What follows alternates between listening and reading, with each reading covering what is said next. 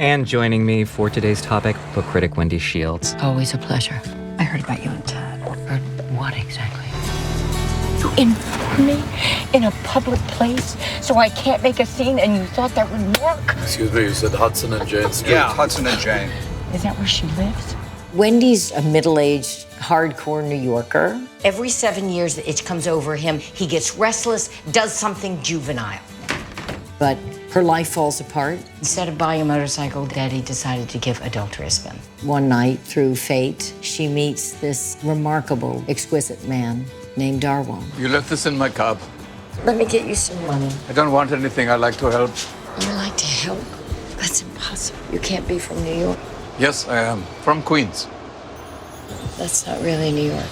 What we have is two individuals that probably are unlikely to meet in everyday circumstances. Do you have a card?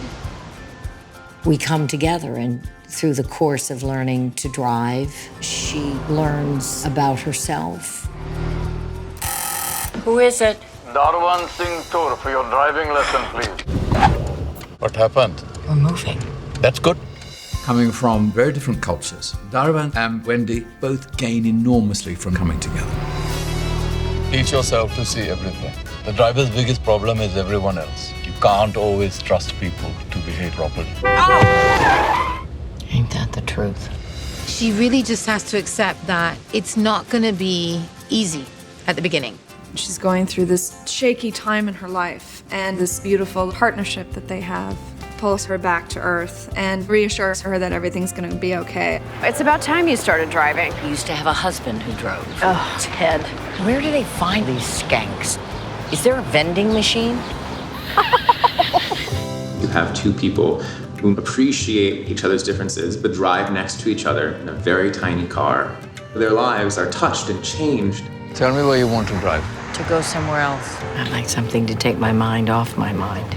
It is really time for you to get back in the saddle. I love these dude ranch metaphors coming from a Connecticut matron. Oh, you know what I'm talking about.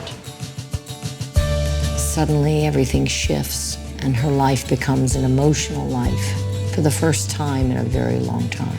Why did I ever think I could drive? Ignore everything and everybody around me. I never learned to cook because I thought my mother always be there to cook for me. Then there was half a world between us. So I make my own food. Your point? No point. We see these two people from two different planets sharing the space in a car, and we see they are not so different. You have a master's. Why do you teach driving? For a better job, I would have to take off my turban, shave off my beard. But this is how I know who I am. It becomes a friendship without which their lives would not be complete. I'm learning to drive, you know. Oh, that's a scary thought. Shut up! I think it's time to discuss road rage. Part of the enjoyment for the audience is the universality of the film. Yasleen. Darwan? It doesn't matter what is going on in your life out there. You must shut it out. When you're at the wheel of a car, this is all there is. Your life, right now.